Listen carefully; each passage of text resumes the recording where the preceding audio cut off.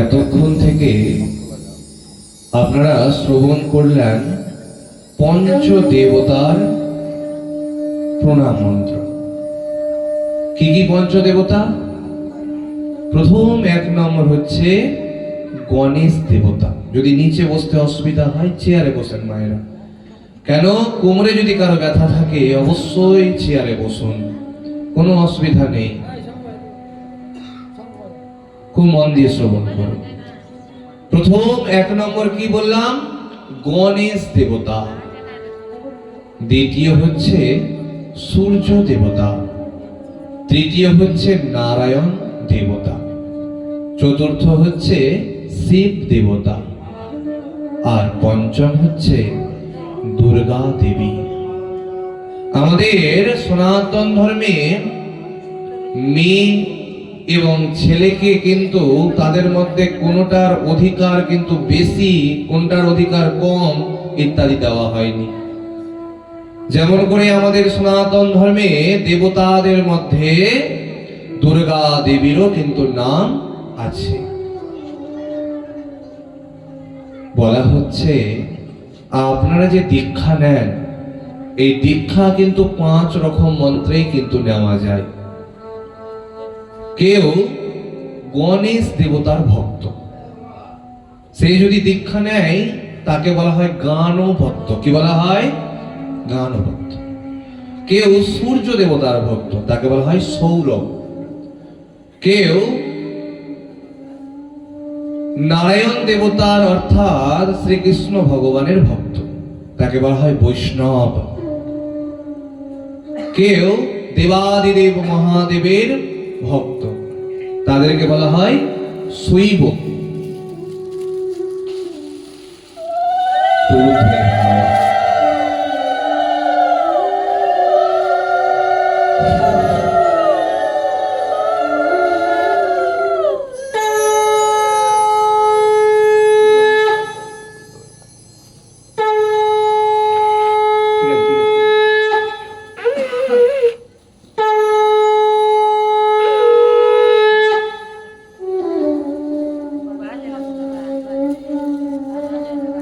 আর কেউ দুর্গা দেবীর ভক্ত বা কালী মায়ের ভক্ত, তাদেরকে বলা হয় শাক্ত।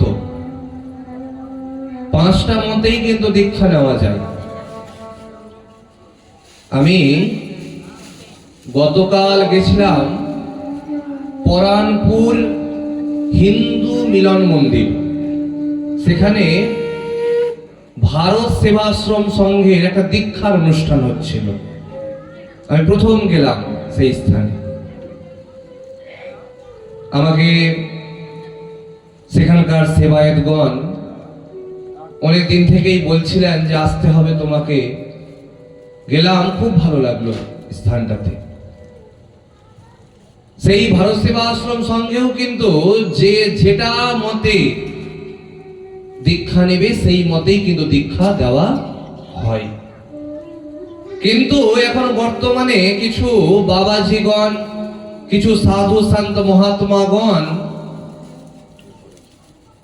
ভক্তদেরকে বলছে, এই তুই হয়তো আগে অন্য কোনো আশ্রম থেকে দীক্ষা নিয়ে থাকতে পারিস, তুই কিন্তু আমার মতে দীক্ষা নে। তুই হয়তো আগে দেবাদিদেব মহাদেবের মন্ত্রে দীক্ষা নিয়ে থাকতে পারিস, তুই এখন থেকে আমার মতে দীক্ষা নে। আপনিও মনে মনে চিন্তা করলেন, ওই আমার বাড়ির পাশের ভক্তটা তো ওইখান থেকেই দীক্ষা নিয়েছে, যাই সেখান থেকেই দীক্ষাটা নিয়ে নি। এবার শুরু হলো দেবতাদের মধ্যে বড় ছোট করা। তুই দেবাদিদেব মহাদেবের ভক্ত, তোর মহাদেব ছোট, আমার শ্রীকৃষ্ণ ভগবান বড়। ভগবানের মধ্যে সব থেকে বড় হচ্ছে শ্রীকৃষ্ণ, আর সবাই হচ্ছে তার দাস আর দাসী ইত্যাদি। কিন্তু এখন অনেক ভাগবত পাঠের আসরের মধ্যে কীর্তনিয়াগণ কিন্তু বলে থাকছে, কিন্তু না, আমাদের সনাতন ধর্মে কোনো বড় ছোটর ব্যাপার নেই। ধরে নেন মা, আপনাকে কেউ মা বলছে, কেউ আর আপনাকেই আবার বোন বলছে, কেউ আপনাকেই আবার দিদি বলছে, কেউ আপনাকেই আবার মাসি বলছে, কেউ আপনাকেই আবার পিসি বলছে। কারো কাছে আপনি মা, কারো কাছে আপনি বোন, কারো কাছে আপনি পিসি, কারো কাছে আপনি মাসি। আপনি কি আলাদা আলাদা? আপনি এক। সেই রকম আমরা ভগবানকেই বিভিন্ন রূপে কিন্তু আরাধনা করি। আমরা ভাগবত কথা শ্রবণ করছি। এই ভাগবত কথার যদি সৃষ্টিতত্ত্ব বলি, এই সৃষ্টির পূর্ব থেকেই একজন আছেন, যিনি হচ্ছেন আমাদের ভগবান বিষ্ণু, যিনি এই অনন্ত কোটি ব্রহ্মাণ্ড সৃষ্টি করেছেন। আমরা শুধু পৃথিবীটাকে দেখতে পাচ্ছি যে পৃথিবীর মধ্যে প্রাণ আছে, কিন্তু এমন অনেক জায়গা আরো আছে যা বৈজ্ঞানিকগণ এখনো খুঁজছেন যে কোথাও প্রাণ আছে কি নাই। কখনো মঙ্গলের মধ্যে গিয়ে, মঙ্গল গ্রহের মধ্যে গিয়ে কোনো যান পাঠাচ্ছেন যে সেখানে প্রাণ বিস্তার করা যাবে কি যাবে না।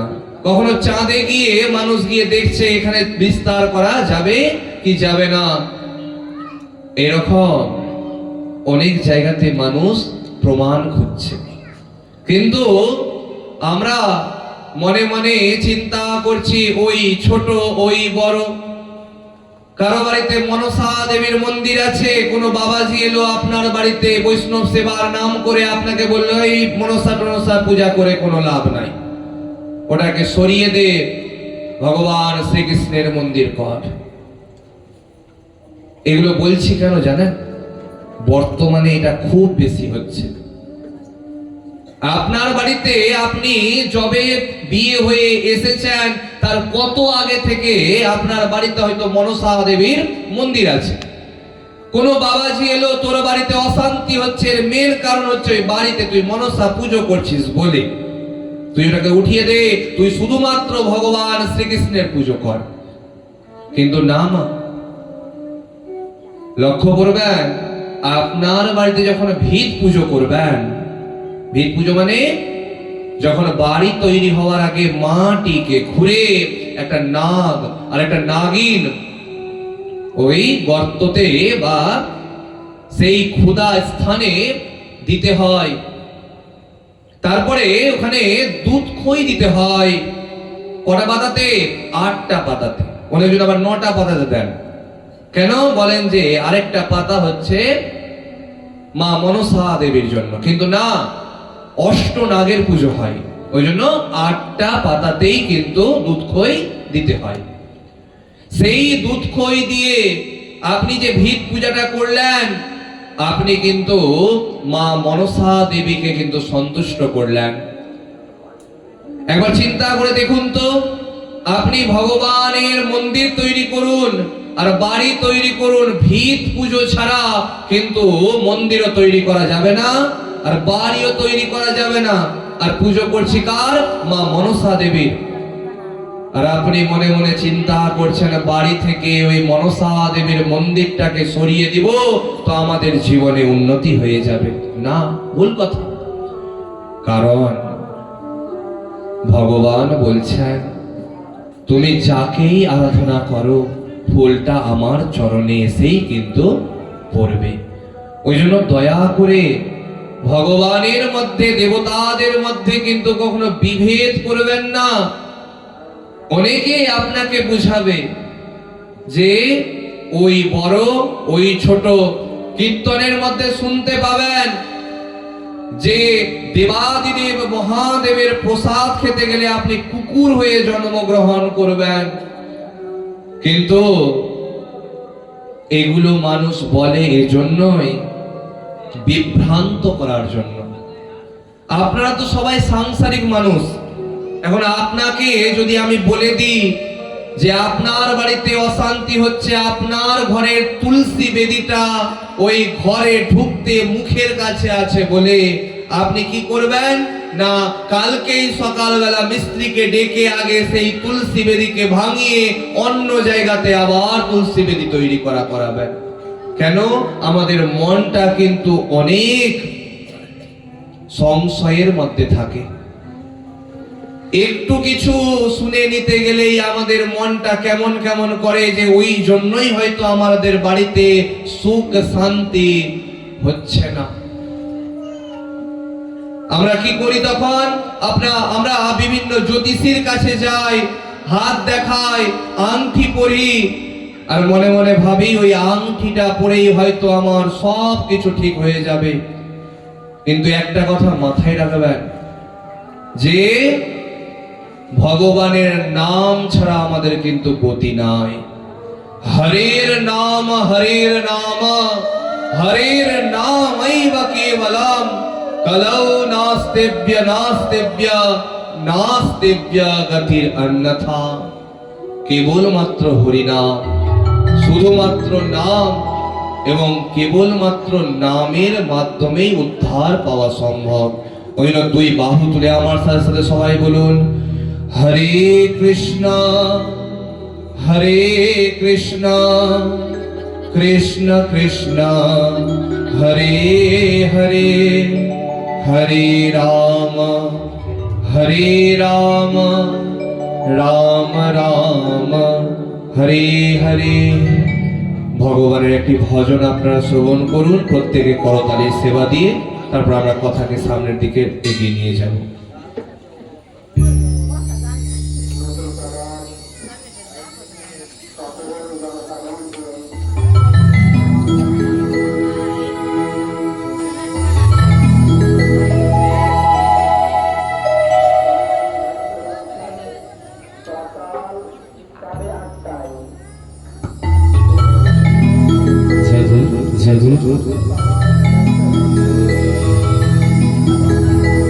যদি গৌর না হইত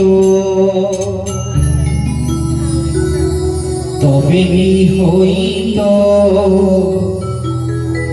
কেমনে ধরিতাম দে।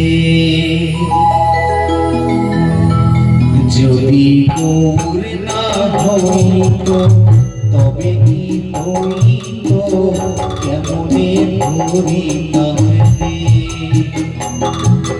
রাধার মহিমা প্রেমের সীমা জগতে জানাতো কে। আমার রাধার মহিমা প্রেমের সীমা জগতে জানাতো কে। যদি করে না হইত তবে কি হইত, কেমনে ধরিতাম দে। যদি করে না হইত তবে কি হইত, কেমনে ধরিতাম দে। মধুর বিদ্যা বিপিন মাধুরী প্রবেশ চাতুরী। আমার মধুর বিদ্যা বিপিন মাধুরী প্রবেশ চাতুরী। যুবতী ভাবের ভক্তি সতী হইত। গাও গাও গুণ গৌরাঙ্গের গুণ সরল করিয়া সাগরে এমন দয়া না দেখিলে দেখিজ। আমি গৌরাঙ্গ বলিয়া না গেল বলিয়া কেমনে ধরিল দে। আমি গৌরাঙ্গ বলিয়া না গেল বলিয়া কেমনে ধরিল দে। পাশুর দিয়া পাশান দিয়া বিধি কেমনে করেছে। পাশুর দিয়া পাশান দিয়া বিধি কেমনে করেছে। যদি গৌরে না হইত তবে কি হইত, কেমনে ধরিতাম দে। আমার গৌরে না হইত তবে কি হইত, কেমনে ধরিতাম দে। রাধার মহিমা প্রেমের সীমা জগতে জানাতো কে।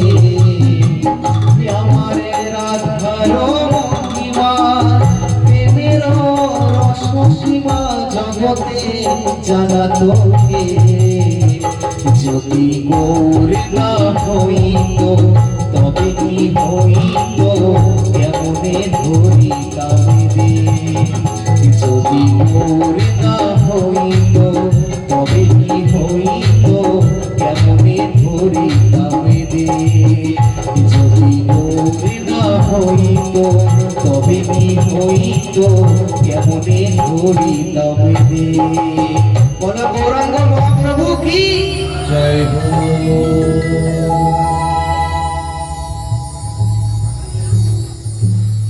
তাই আপনাদের কাছে অনুরোধ, আপনারা কখনো দেবতাদের মধ্যে বিভেদ করবেন না। আপনি হতে পারেন ভগবান শ্রীকৃষ্ণের ভক্ত, কেউ হয়তো অন্য কোনো আশ্রমের দীক্ষিত, কেউ অনুকূল ঠাকুরের আশ্রম থেকে দীক্ষিত। দেখবেন অনেকের স্বভাব থাকে তোর থেকে আমি বড়, আছে এরকম মানুষ। এইরকম কখনো করবেন না। আমরা সবাই সনাতনী, কেউ ইস্কন থেকে দীক্ষিত, কেউ কোনো বাড়ির গুরুদেব থেকে দীক্ষিত, কেউ আবার অনুকূল ঠাকুরের আশ্রম থেকে দীক্ষিত, কেউ আবার ভারত সেবা আশ্রম সংঘ থেকে দীক্ষিত, কেউ আবার রামকৃষ্ণ মিশন থেকে দীক্ষিত, বা অন্যান্য মঠ মিশন গুরুদেবের কাছ থেকে দীক্ষিত। আপনারা গুরুদেবের সম্মান করুন, নিজ নিজ আপনারা যে গুরুদেবের কাছ থেকে দীক্ষিত সেই গুরুদেবের সম্মান করুন। প্রত্যেকে প্রণাম করে গুরুদেবকে স্মরণ করবেন।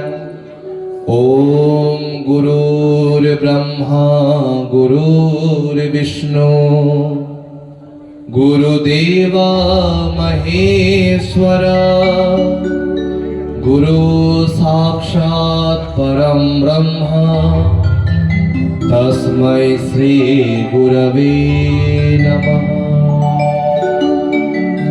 যারা দীক্ষা নিয়ে আছেন, দীক্ষা মন্ত্র মনে মনে বলে গুরুদেবকে স্মরণ করে প্রণাম করে নেন।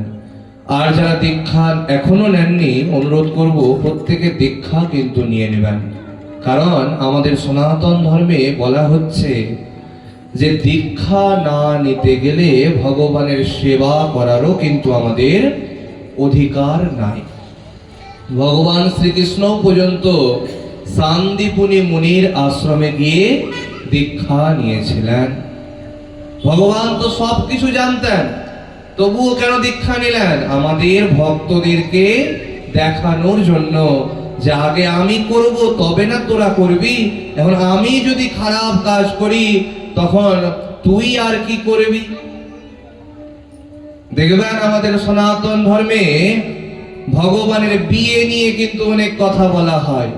ওই তোদের ধর্মে তো ভগবান শ্রীকৃষ্ণ 16,108টি বিয়ে করেছে। তোদের আবার কেমন ভগবান 16,108টি বিয়ে করেছে? তোদের আবার কেমন ভগবান? কিন্তু একটা কথা মাথায় রাখবেন যে তারাই এই কথা বলে যারা এই ভাগবত সম্পর্কে বিন্দু মাত্র জানে না। ভগবান সমস্ত লীলা করেছে পাপীদেরকে উদ্ধার করে ভক্তদেরকে সেবা দেওয়ার জন্য। এই উদ্ধার কেমন উদ্ধার? এই উদ্ধার হচ্ছে তাদেরকে মৃত্যুদণ্ড। ভৌমাসুর বা নরকাসুর নামের একটা অসুর ছিল। সেই অসুর 16,100টি কুমারী মেয়েদেরকে কি করেছিল? বন্দী করে রেখেছিল। এবার ভগবান শ্রীকৃষ্ণ যখন তাদেরকে উদ্ধার করতে গেলেন, তখন বলছেন যে ভগবান আমাদেরকে যেহেতু হরণ করে রেখেছে, আমাদেরকে কেউ তো আর পানি গ্রহণ করবে না। পানি মানে হচ্ছে হাত, মানে আমাদের সঙ্গে তো কেউ আর বিয়ে করবে না। তখন ভগবান বললেন তোমাদের প্রত্যেককে কিন্তু আমি আমার অর্ধাঙ্গিনীর মর্যাদা দিব। এই 16,100টি এবং 8টি যতগুলো তার পত্নী ছিল ভাগবতের মধ্যে স্পষ্ট বর্ণিত আছে যে এই প্রতিটা স্ত্রী লক্ষ্মী দেবীরই বিভিন্ন অংশ ছিল। একজনই লক্ষ্মী দেবী, তারই বিভিন্ন অংশ, ধরে নেন আমি আছি, আমার বিভিন্ন অংশ যদি আমি বের করি, সেই অতটা প্রকারে ছিল কিন্তু এই 16,108টি। ভাগবতের দশম স্কন্ধের 59 অধ্যায়ের 33 নম্বর শ্লোকের মধ্যে এবং ভাগবতের দশম স্কন্ধের 59 নম্বর অধ্যায়ের 42 নম্বর শ্লোকের মধ্যে এর কথা বর্ণিত আছে, যেখানে ভগবান শ্রীকৃষ্ণ 16,108টি তার অর্ধাঙ্গিনীর সাথে, পত্নীদের সাথে 16,108টি রূপে বসবাস করতেন। একা থাকতেন না। আপনারা মনে করবেন যে ভগবান শ্রীকৃষ্ণ ভগবান একা আছেন আর তার দ্বারিকা নগরে সব পত্নীর আলাদা আলাদা ঘর আছে, তাদের কাছে স্বামী নাই, এরকম না।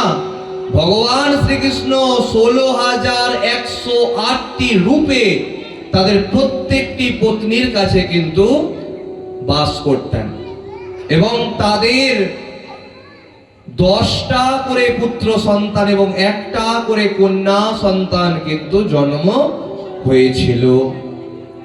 তো চিন্তা করে দেখুন, আমাদের ভগবান যেখানে কাঙালি আঙ্গুলের মধ্যে গিরি গোবর্ধন পর্বতকে উঠিয়েছেন, মাত্র 6 দিন বয়সে পুতনা রাক্ষসীকে বধ করেছেন, সেখানে আমাদের ভগবানকে নিয়ে অনেকে খারাপ কথা বলে এবং আমরা শুনেও না শোনার ভান করি, কারণ আমাদের বাড়িতেও তো শাস্ত্রের বই নাই, আমরা তো পড়ি না নিজে।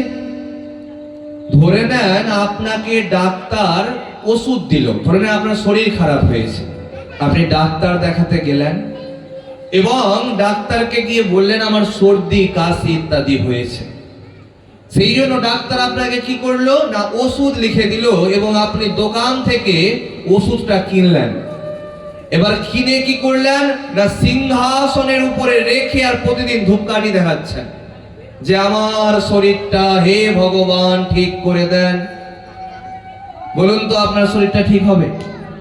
ওষুধটা আপনাকে খেতে হবে কিনা? আমরা মেলাতে গিয়ে, বইয়ের দোকানে গিয়ে, শাস্ত্রের দোকানে গিয়ে গীতা পাঠের বইটা কিনি ঠিকই, কিন্তু করি কি বেশিরভাগ মানুষ লাল তুলে মুড়ে আর সিংহাসনের উপরে রেখে প্রতিদিন পুজো করে।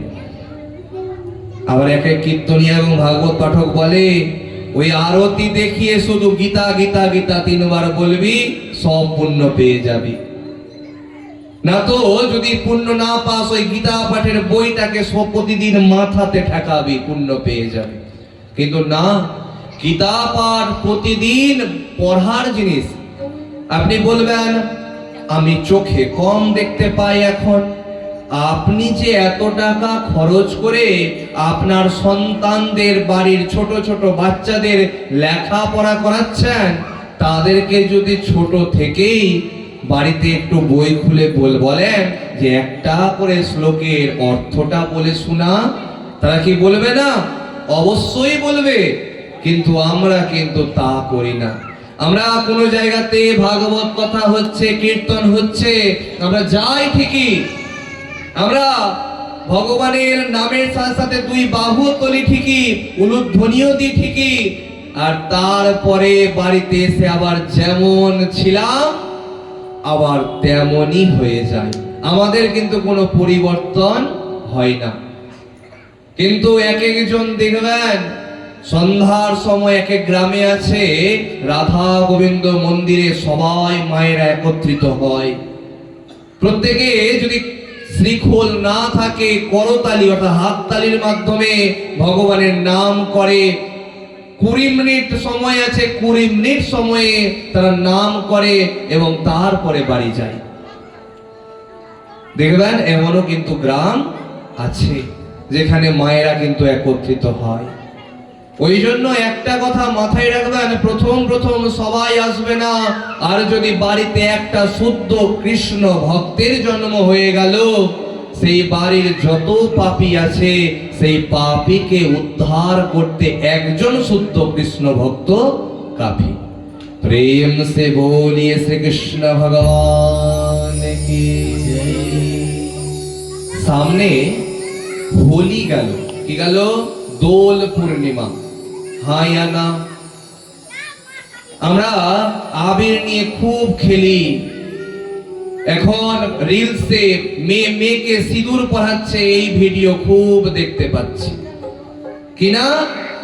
হোলি মানে কি? লাল আবির কিনে দোকান থেকে মেয়েকে সিঁদুর পরাচ্ছে, আর ওটা এই ভিডিও করে করে পোস্ট করছে, ছাড়ছে। কিন্তু আবির কি শুধু এইটুকুটা জিনিস করার জিনিস? কেন আমরা আবির মাখি?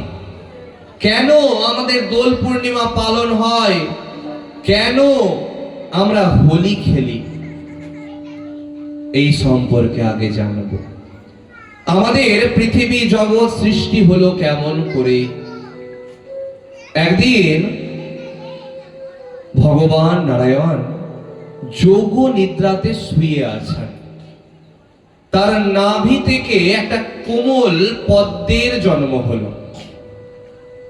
সেই পদ্মের পাপড়ি যখন খুলল, সেই পাপড়ির ভেতর থেকে বের হলো ব্রহ্মাজি। তো ব্রহ্মাজির জন্ম কোথা থেকে হলো? ভগবান নারায়ণের নাভি থেকে।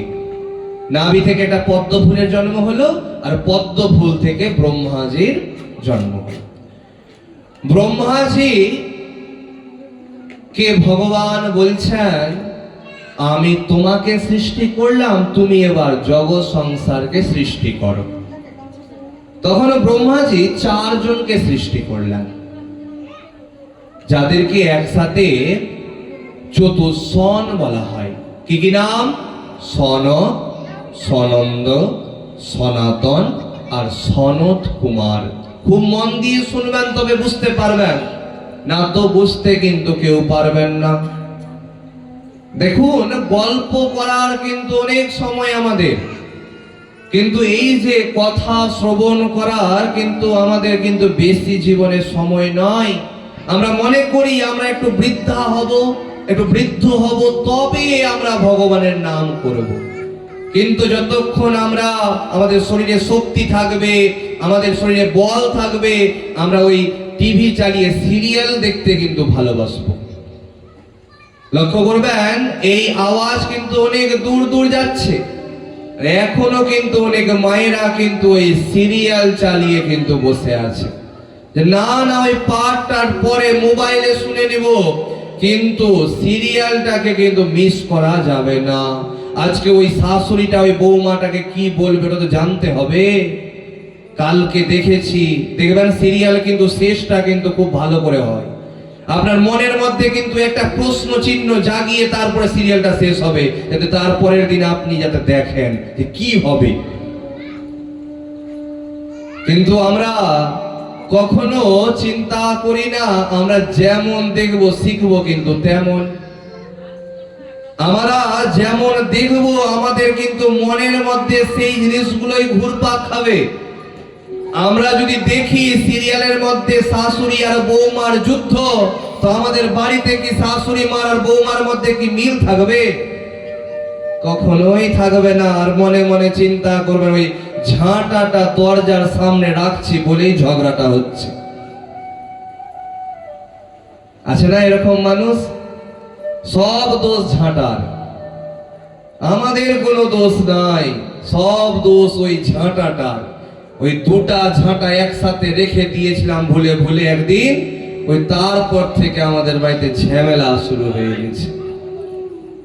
কিন্তু না মায়েরা, কখনো তালি এক হাতে বাজে না। তালি বাজাতে গেলে দুটা হাত দিয়ে বাজাতে হয়, তবে তালিটা বাজে। তো কি হলো? সনক, সনন্দ, সনাতন আর সনত কুমার, এই 4 জন চতুষ্ষণ। দেখবেন প্রত্যেকের নামের আগে স আছে, ওই জন্য একসাথে বলা হয় চতুষ্ষণ। এই চতুষ্ষণকে সৃষ্টি করলেন ব্রহ্মাজি। ব্রহ্মাজি তখন চতুষ্ষণকে বললেন, তোমরা এবার জগৎ সংসারকে সৃষ্টি করো। কিন্তু চতুষ্ষণ মুখের উপরে বলে দিলেন যে আমরা ওই জগৎ টগৎ সৃষ্টি করতে পারবো না, আমরা ভগবান বিষ্ণুর ভক্ত হব, আমরা দীর্ঘ কাল তপস্যা করব, আমরা সংসার জীবনে থাকবো না। তারা দেখতে ছিল 5 বছরের শিশুর মতন, তাদের যত বছরই বয়স হয়ে যাক না কেন দেখতে কেমন লাগবে? ওই 5 বছরের শিশুর মতন। একদিন ব্রহ্মাজির অত্যধিক রাগ হলো তাদের প্রতি যে আমি তাদেরকে সৃষ্টি করলাম আর বললাম জগৎ সংসার সৃষ্টি করতে, তারা আমার মুখের উপরে বলে দিল পারবো না। রাগের কারণে তার ভ্রু এর মাঝখান থেকে একটা ছোট বাচ্চার জন্ম হলো। সেই বাচ্চা শিশু জন্মের পরে কাঁদতে শুরু করলো, সেই জন্য তার নাম হলো রুদ্র। কি নাম হলো? রুদ্র, যিনি হচ্ছেন দেবাদিদেব মহাদেব। তো মহাদেবের জন্ম কোথা থেকে হলো? ব্রহ্মাজির ভ্রুর মাঝখান থেকে। আর ব্রহ্মাজির জন্ম কোথা থেকে হলো? ভগবান বিষ্ণুর নাভির পদ্ম থেকে। এবার অনেক দিন থেকে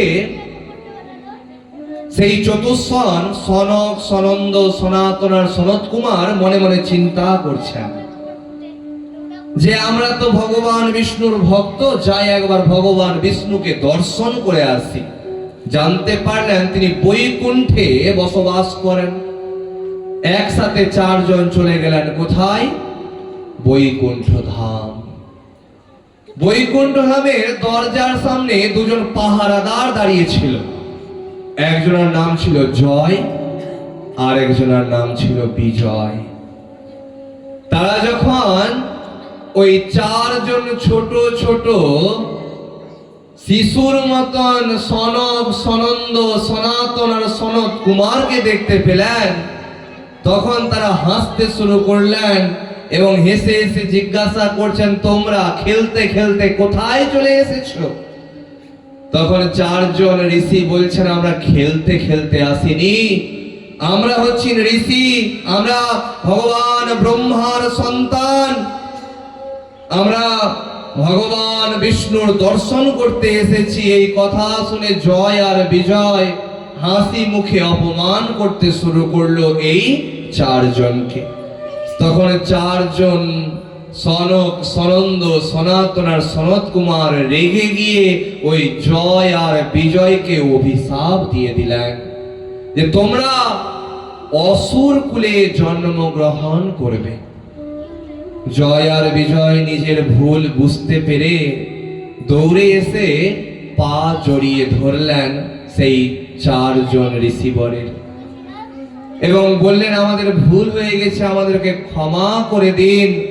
ভগবান এসে বললেন, তোমরা হচ্ছ আমার পাহারাদার, তোমরা অসুর কুলে জন্মগ্রহণ করবে ঠিকই, কিন্তু তোমাদের বংশে একটা শুদ্ধ কৃষ্ণ ভক্তের জন্ম হবে যে তোমার গোটাটা বংশকে উদ্ধার করে দিবে। তার নাম হচ্ছে ভক্ত প্রহ্লাদ। প্রেম সে বলি ভক্ত প্রহ্লাদ কি জয়। তারাই এই জয় আর বিজয়ী জন্মগ্রহণ করলেন কিরূপে?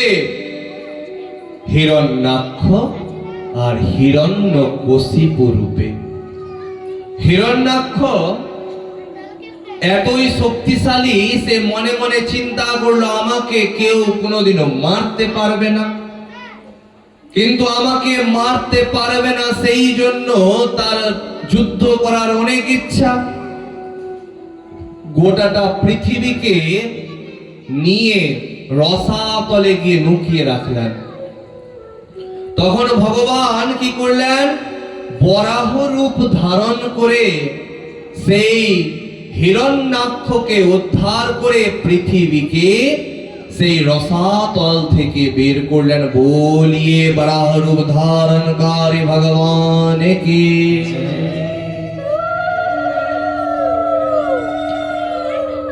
অন্যদিকে হিরণ্যকশিপু বিশাল গভীর তপস্যা শুরু করেছেন।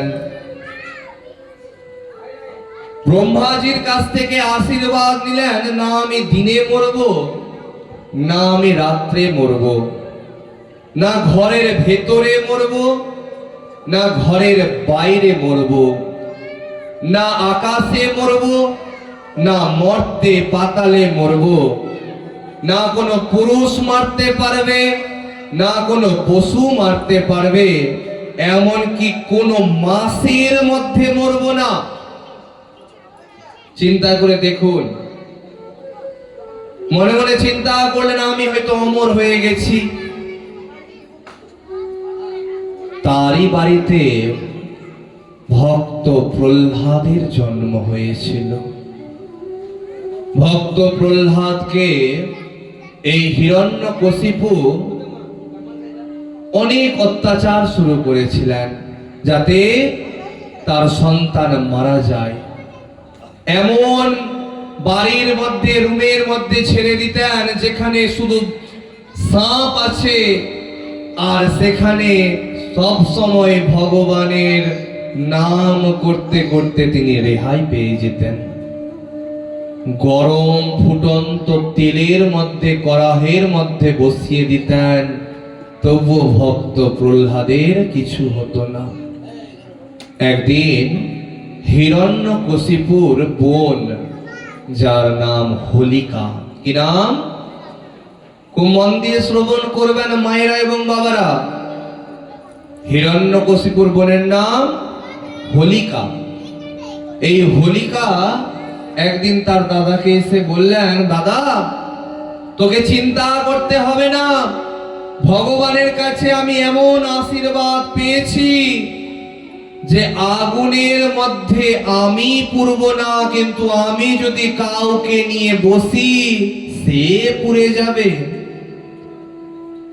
হিরণ্যকশিপু মনে মনে চিন্তা করলেন, তবে এই ভক্ত প্রহ্লাদের আজকেই শেষ দিন। সেই ভক্ত প্রহ্লাদকে নিয়ে তার পিসি, নাম কি হোলিকা, সে বসে পড়লেন। কোথায়? জ্বলন্ত চিতার মধ্যে। আর ভগবানকে যখন ভক্ত প্রহ্লাদ ডাকছেন, ভগবান কি ভক্তকে কখনো কষ্ট দিতে পারেন? আপনি মনে মনে চিন্তা করছেন আপনাকে ভগবান খুব কষ্ট দিচ্ছে, কিন্তু একটা কথা বলুন তো, কেউ নিজের হৃদয়ে হাত দিয়ে বলতে পারবে আমি সর্বসুখে আছি,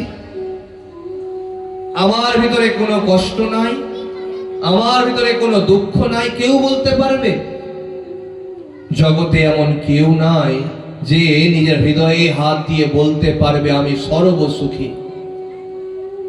ভগবান আপনাকে যেমন পরিস্থিতির মধ্যে রেখেছে, ভগবান আপনাকে যেমন অবস্থাতে রেখেছে, ভগবানকে শুধু বলুন, হে ভগবান আমাকে আপনি যেমন রেখেছেন ভালো রেখেছেন। আমাদের ওই জন্য নিয়ম হচ্ছে ঘুম থেকে উঠে নিজের হাত দর্শন করা। কি করতে হবে? হাত দর্শন করতে হবে। कराग्रे वसति लक्ष्मी, कर मध्ये सरस्वती, कर मूले तु गोविंदः, प्रभाते कर दर्शनम। कर माने হচ্ছে হাত। আর ভূমি থেকে অর্থাৎ বিছানা থেকে নামার সময় ভূমি মাতাকে কিন্তু প্রণাম করতে হবে, ক্ষমা চাইতে হবে।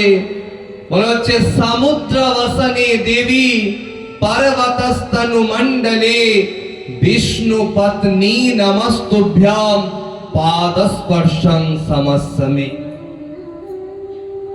যারা আমাদের সনাতন ধর্মকে পছন্দ করে না তারা বলে তোরা তো মা, অনেককে বলিস, তোরা গরুকেও মা বলিস, তোরা গঙ্গা দেবীকেও মা বলিস, তোরা আবার ভূমিকে অর্থাৎ মাটিকেও আবার মা বলিস। আচ্ছা তোরা মাটিকে মা বলছিস, আবার ওই মাটির উপর দিয়ে পা দিয়ে হাঁটছিস, বাথরুম করছিস ওই মাটিতে করছিস, এত কিছু করছিস, আবার ওই মাটিকে আবার মা বলছিস। আচ্ছা বলুন তো, আপনার সন্তান আপনার কোলের মধ্যে কখনো বাথরুম করেনি? মন থেকে বলবেন। আপনি যে আপনার ছোট বাচ্চাকে যে ছোট থেকে কোলে পিঠে বড় করেছেন, আপনার ছোট বাচ্চা আপনার কোলের মধ্যে পেচ্ছাপ পায়খানা করেনি? হ্যাঁ ইয়া না? আমরাও এই ভূমি মাতার উপরে কিন্তু জন্ম নিয়েছি। আমরা ভূমি মাতার উপরে বসে আছি, ভূমি মাতা আমাদেরকে আগলে রেখেছে। ওই জন্য মায়ের প্রণাম মন্ত্রে বলা হচ্ছে, জননী জন্মা ভূমিশ্চ স্বর্গাদপি গারিয়সি। কি বলা হচ্ছে? জননী আর জন্মভূমি স্বর্গের থেকেও বড়। এই মাটিকে বাঁচানোর জন্য আমাদের যতগুলো বিএসএফ আর্মিরা আছে তারা দিন রাত জেগে বর্ডারের মধ্যে থাকছে। কেন? যাতে আমাদের মাটিতে অন্য কোন দেশের বিধর্মী আতঙ্কবাদীগুলো আমাদের দেশকে যাতে আক্রমণ করতে না পারে। এই শুধু মায়ের আঁচলকে বাঁচানোর জন্য, মায়ের মাটিকে রক্ষা করার জন্য কত সৈনিক শহীদ হয়ে যাচ্ছে। আর অনেকে কি বলে যে তোরা তো ভূমিকে মাতা বলিস আর ওই ভূমিতেই পা দিস। আমরা ওই জন্য ঘুম থেকে উঠেই বিছানা থেকে নামার আগে কি করি? ভূমি মাতাতে প্রণাম করে ক্ষমা চাই যে সমুদ্র বসনে দেবী পারবস্তস্তনু মণ্ডলে বিষ্ণু পত্নী নমস্তুভ্যাং পাদ স্পর্শং সমস্তমে। হে ভূমি মাতা, আমাকে ক্ষমা করুন, যাতে আপনার দেহের মধ্যে আমি পা রাখছি, আমাকে ক্ষমা করুন। তবে আমরা কিন্তু পা দিই, এটা নিয়ম। তো সেই হোলিকা দহন হলো। ওই জন্য লক্ষ্য করবেন, আমরা দেব দোলে কিন্তু খুব কম হোলি খেলি। আমরা দেব দোলের পরের দিন কিন্তু হোলি খেলি। দোল আলাদা জিনিস আর হোলি আলাদা জিনিস। দেব দোলের দিন বৃন্দাবনে শ্রীকৃষ্ণ ভগবান রাধা রানীর সাথে হোলি খেলেছিলেন, তাই নাম হচ্ছে দেব দোল। আর এই দোল পূর্ণিমার দিন মহাপ্রভুর আবির্ভাব হয়েছিল। ওই জন্য মহাপ্রভুর আবির্ভাব তিথি হচ্ছে এই দোল পূর্ণিমা, দেব দোলের দিন। আর তার পরের দিন আমরা হোলি খেলি। কেন? ওই হোলিকা যখন দহন হয়ে গেল, অশুভ শক্তির যখন বিনাশ হয়ে গেল, তখন সেই ছাই, সেই কাদা যতগুলো ভক্তরা ছিল তারা গায়ের মধ্যে লেপন করেছিল। ওই জন্য দেখবেন আজও আমরা ধুলোট করি, আজও আমরা মাটি মাখি, কাদা মাখি। কখন? ওই হোলির দিন। কেন? আমরা মনে করি যে আমরা হোলিকার দহন করি। দেখবেন, লক্ষ্য করবেন, আমরা দেব দোলের দিন নেড়া পুরা করি। এক জায়গাতে অনেকগুলো কাঠ জিনিসপত্র একত্রিত করে কি করি? আগুন জ্বালিয়ে দিই। ওটাকে কি বলা হয়? নেড়া পুরা বলা হয়। মানে হোলিকার দহন করি, যাতে অশুভ শক্তির বিনাশ হয়, শুভ শক্তির আগমন হয়। কিন্তু আমরা করছি কি? খাসির মাংসের দোকানে ভিড় দিচ্ছি। লক্ষ্য করবেন, সব থেকে বেশি মদ বিক্রি হয় কোন দিন? ওই হোলির দিন। সব থেকে বেশি ভিড় দেখবেন ওই খাসির মাংসের দোকানে। কেন? যে অন্য দিন হবে, যা হবে হবে, হোলির দিন কিন্তু খেতেই হবে। আমরা মনে মনে চিন্তা করি যে পুজো পার্বণটা কিন্তু আমাদের আমিষ খাওয়ার দিন, কিন্তু না মায়েরা, আমাদের পুজো পার্বণের দিন কিন্তু অবশ্যই আমাদেরকে সাত্বিক আহার করতে হবে। আমাদের শাস্ত্রের মধ্যে আমিষ নিরামিষ বলে কোনো কথা নাই। তিনটা খাবার আছে: সাত্বিক, রাজসিক আর তামসিক। এই সাত্বিক আহারের মধ্যে যারা থাকে লক্ষ্য করবেন তারা কিন্তু অতটা লোকের কিন্তু খারাপ চায় না, অতটা কিন্তু লোকের দেখে কিন্তু জ্বলে না, যেটা আছে তাতেই সুখী থাকে। কিন্তু যারা রাজসিক এবং তামসিক হয় তারা লোকের দেখে কিন্তু জ্বলে অনেক, কারো উন্নতি সহ্য করতে পারবে না। আপনি যদি একটু ভালো শাড়ি পরে নেন না, মনে মনে চিন্তা করবে যদি একটু খাবার টাবার খেতাম তো এঁঠোটাই হয়তো আঁচলে একটু লাগিয়ে দিতাম। এরকম আছে অনেক মা, বান্ধবী বলেন আবার আপনারা। আমাদের তখন ছিল মন্থরা একটা, আর এখন কিন্তু বাড়িতে বাড়িতে দেখতে পাবেন না। কেন জানেন? পুতনা রাক্ষসী যখন ভগবান শ্রীকৃষ্ণকে দুগ্ধ পান করাতে এসেছিল, নিজের রূপে আসেনি, অপ্সরা সুন্দরী রূপ ধারণ করেছিল, যাতে তাকে মানুষ ভক্তগণ দেবী মনে করে। আজও কিন্তু আপনার সাথে যে বান্ধবীগুলো বন্ধুগুলো ঘোরাফেরা করে, মনের মধ্যে ওই পুতনার মতন বিষ ঢুকিয়ে রাখে মনের মধ্যে, আর উপর থেকে দেখায় খুব ভালো। সাবধান, কখন মন্থরার মতন বান্ধবী পেয়ে যাবেন আর আপনার জীবনটাকে সে ছারখার করে দিবে। কারণ কইকেয়ীকে আমরা খারাপ বলি, কইকেয়ী মাতা কিন্তু খারাপ ছিল না। আমরা কাকে খারাপ বলি? কইকেয়ীকে খারাপ বলি, কারণ শ্রী রামচন্দ্র ভগবানকে তিনি 14 বছরের জন্য বনবাসে পাঠিয়েছিলেন নিজের সন্তানকে রাজা করবেন বলে। কিন্তু আদেও কি এই কইকেয়ী খারাপ ছিলেন? খুব মন দিয়ে শ্রবণ করুন। কইকেয়ী দুটা বর পেতেন কার কাছে? দশরথ রাজার কাছে। কেন পেতেন? প্রথম বরটা পেতেন এজন্য যে একবার দেবতা এবং অসুরের মধ্যে যখন যুদ্ধ হয়েছিল, তখন যুদ্ধ থেকে বাঁচিয়ে দশরথ রাজাকে তিনি সেবা শুশ্রূষা করে সুস্থ করে তুলেছিলেন। তখন সেই কইকেয়ী দেবী কে তার স্বামী দশরথ রাজা বলছেন, তুমি যেটা চাইবে তোমাকে আমি সেটাই দিব। তখন কইকেয়ী দেবী বলছেন, আমার তো সব আছে, আমার কি চাই, যখন সময় হবে ঠিক চেয়ে নিব। একটা বর থাকলো। আর দ্বিতীয় বর কিভাবে পেলেন? একবার দশরথ রাজার আঙ্গুলের মধ্যে বিস্ফোট হয়েছিল।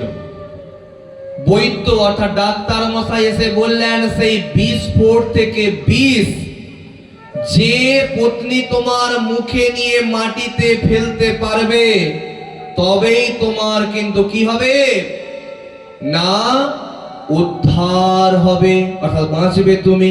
কোন পত্নী এগিয়ে আসেনি, এগিয়ে এসেছিল কে? ওই কইকেয়ী এগিয়ে এসেছিল, এবং নিজের প্রাণের কথা চিন্তা না করে কি করলেন? সেই বিষটা বিস্ফোট থেকে বের করে মাটিতে ফেলেছিলেন এবং তার স্বামীকে জীবন দান দিয়েছিলেন। তখনও বললেন, তুমি যেটা চাইবে তোমাকে আমি সেটাই দিব।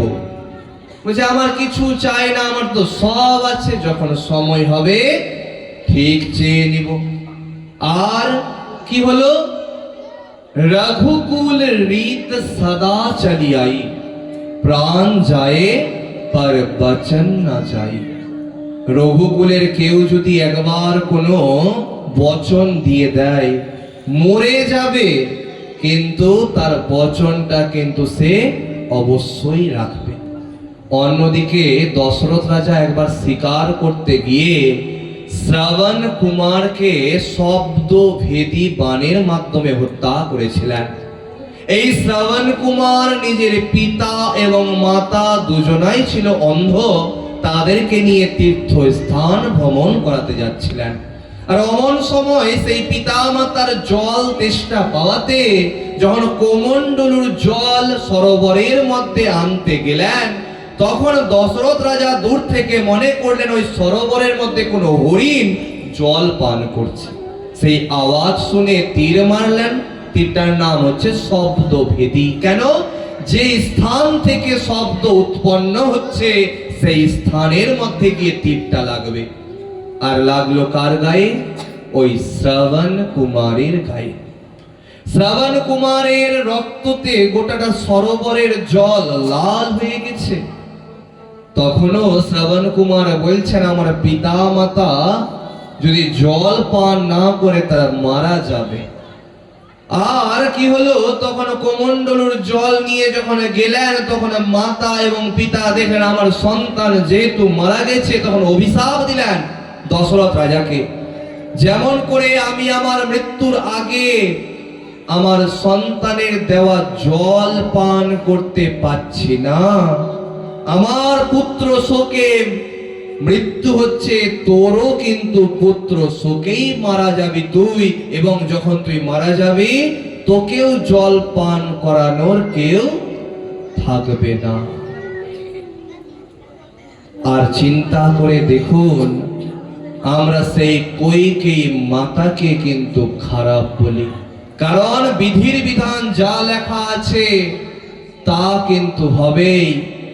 আমরা নতুন নতুন ভক্ত হয়ে এর বাড়িতে খাবো না, ওর বাড়িতে খাবো না, ওর বাড়িতে যাব না, ওর হাতের খাবো না।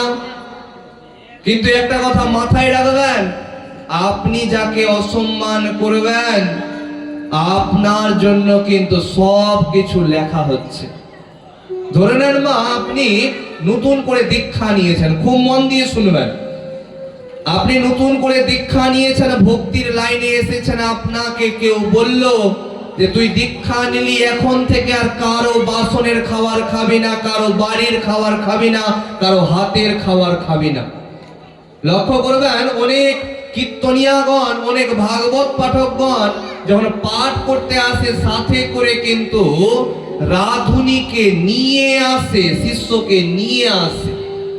আপনার যদি ইচ্ছাও হয় যে একটু আমি দুটা মিষ্টি খাওয়াবো,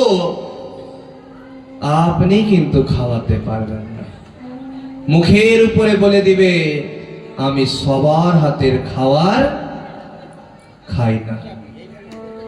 কিন্তু 10টা টাকার নোট যদি তার হাতের সামনে গিয়ে রাখেন, নিবে কি নিবে না বলুন তো? হাই না? যদি বার বীজ করতে হয় তবে টাকাতে বার বীজ করতে হবে। কেন? ওই টাকাটা কে জানে ওই দিনই কোনো কসাই কিছু কাটছিল আর তার হাতের রক্ত লাগা টাকাটা অন্যকে দিয়েছে, আর ওই টাকাটাই হয়তো কোনো ভক্ত, কোনো কীর্তনিয়াকে বা ভাগবত পাঠককে দিচ্ছে। তখন তো না করবে না। চাল, ডাল, আলু ইত্যাদি যখন নিয়ে যাবে তখন কিন্তু না করবে না, কিন্তু আপনার হাতের খাবার, আপনার হাতের জল সে কিন্তু খাবে না। কিন্তু কিনা জল অবশ্যই খাবে। কেন? কেউ দেখে বসে আছে যে জলটার, যে বোতলটার ফ্যাক্টরির মালিক আছে সে কোনো কৃষ্ণ ভক্ত আছে? মনকে মিলাবেন কথাগুলো, যে আজকে আপনারা বড় ভক্ত হবেন বলে এর বাড়ির খাবো না, ওর বাড়ির খাবো না করছেন, কিন্তু আপনি কিনা জলটা যে খাচ্ছেন বোতলের, সেই জলটা কে ভরেছে, কোন ফ্যাক্টরি থেকে বের হয়েছে আপনি কি দেখছেন? দেখছেন না। আপনি যে গ্যাস সিলিন্ডারটা নিয়ে আসছেন বাড়িতে, কে জানে ওটা কোন ঘর থেকে এলো? দেখেছেন আপনি? বলছেন যে না, আমি আসার আগে গঙ্গা জল ছিটিয়ে তারপরে ঘরে ঢুকাই। আছে না এমন অনেক ভক্ত? আছে এরকম অনেক ভক্ত। লক্ষ্য করবেন, আমাদের যখন কোনো জায়গাতে ভান্ডারা হয় বা নরনারায়ণ সেবা হয়, লক্ষ্য করবেন কিন্তু ওই গ্যাসের সিলিন্ডারকেও কিন্তু ধুইয়ে তারপরে কিন্তু ঠাকুর ঘরে নিয়ে যাওয়া হয়। লক্ষ্য করেছেন কি করেননি আমি জানি না, সত্যি কিন্তু করা হয়। কিন্তু একটা কথা মাথায় রাখবেন, কারো বাড়িতে হয়তো আমিষ খাবার খাওয়া হয়, তার বাড়িতেও যদি কোনো কৃষ্ণ ভক্ত, শুদ্ধ ভক্ত আসে, তার জন্য কিন্তু বাসন আলাদা উঠানো থাকে। লক্ষ্য করবেন কিন্তু কেউ কিন্তু পাপের ভাগী হতে চায় না। ধরে নেন কেউ মাছ মাংস ডিম খায় না, তার বাড়িতে কারো বাড়িতে যদি সে যায়, তাকে খাওয়ানোর মতন কিন্তু অন্য কোনো ভক্ত কিন্তু আছে।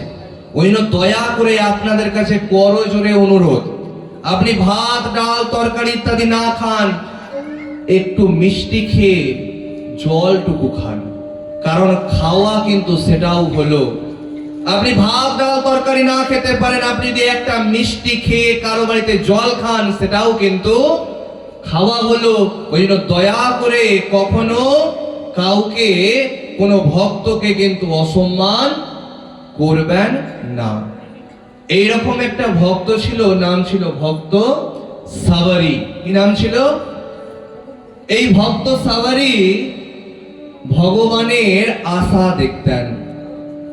এই ভগবানের আশা দেখতে দেখতে তিনি বৃদ্ধা হয়ে গেছেন। এখানে বসো, খুব মন দিয়ে শ্রবণ করুন। তো কি হয়েছে, সেই ভক্ত সাবরী ভগবানকে ডাকতে ডাকতে বৃদ্ধা হয়ে গেছেন, কিন্তু ভগবান তার বাড়ি আশ্রমে আসে না। বাড়ির আশেপাশে, আশ্রমের আশেপাশের মানুষ বলা বলি শুরু করেছে যে পাগল হয়ে গেছে ও। কিন্তু একটা কথা দেখবেন, যারা একটু মন থেকে অন্তর থেকে ভক্ত হয়, তাদেরকে মানুষ কিন্তু পাগল মনে করে, কিন্তু তারাই ভগবানের দেখা পায়, তারাই ভগবানের দর্শন পায়। কারণ বলার তো অনেকে আছে, আপনি কিছু ভালো করতে গেলেও মানুষ বলবে, আবার কিছু খারাপ করতে গেলেও মানুষ বলবে। ওই জন্য ভগবানের আশীর্বাদে সব সময় ভালো জিনিসটা করুন, যে যা বলার বলবে একদিন সবাই থেমে যাবে। তো সেই ভক্ত সাবরীর আশ্রমের মধ্যে একদিন ভগবান শ্রী রামচন্দ্র লক্ষণজিকে সাথে নিয়ে এসে উপস্থিত হয়েছেন। দেখা মাত্র প্রথম চোখ পড়েছে কোথায় না, পায়ের মধ্যে। আমাদের কিন্তু ভগবানকে যদি দেখি, আমাদের প্রথম কি দেখতে হবে? আগে পা দেখতে হবে। আমরা প্রথম কি করি? আমরা মুখ দেখি আগে। খুব মন দিয়ে শুনবেন, আমরা কি দেখি আগে? আমরা মুখ দেখি। কোন দুর্গা দেবীর মন্দির গেলাম, কোন কালী মায়ের মন্দির গেলাম, কোন সরস্বতী দেবীর মন্দির গেলাম, কি করছি? আমরা আগে মুখ দেখছি না, আগে কি দেখতে হবে? পা দেখতে হবে। এমনকি আমরা যে সন্ধ্যার সময় আরতি দেখাই না, সেটাও কিন্তু শুরু ওই পা থেকে শুরু হয়। পায়ে কয়বার? 4 বার। খুব মন দিয়ে শুনবেন, আরতি পায়ে কয়বার? 4 বার। নাভি দেশে 2 বার ঘুরাতে হয়। কয়বার? 2 বার। মুখমণ্ডলে 3 বার। আর এদিক থেকে নিয়ে যাবে, আর সর্বাঙ্গ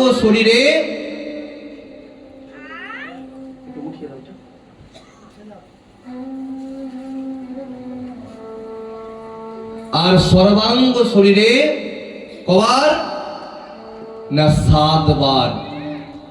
মোট কতবার? 16 বার। আমার সঙ্গে সঙ্গে প্রত্যেকে বলবেন, পায়ের কাছে কবার আরতি ঘোরাতে হয়? 4 বার। বুঝতে কারো অসুবিধা হচ্ছে কি? আরতি আপনারা যে সন্ধ্যার সময় যে সন্ধ্যা প্রদীপটা দেখান না, কবার ঘোরাতে হয়? 16 বার। পায়ের কাছে কয়বার? 4 বার। নাভি দেশে কয়বার? 2 বার। মুখমণ্ডলে কয়বার? 3 বার। আর সর্বাঙ্গ শরীরে কয়বার? 7 বার। মোট 16 বার আরতি দেখাতে হয়। শাস্ত্রে বলা হচ্ছে, আদৌ চতুষ্পদতলা প্রদেশে তীর্ণাভি দেশে মুখমণ্ডলে ত্রিহি सर्वेषु च अंगेषु सप्तवारान आरात्रिकम भक्त जनः प्रकुर्यात्। ভুল হবে আর? আমরা বিভিন্ন মন্দিরে যাই, প্রদক্ষিণ করি, কি করি? ঘুরি না? আচ্ছা বলুন তো মা, এটা এই মন্দিরের দরজা আছে, মা আপনি বলবেন,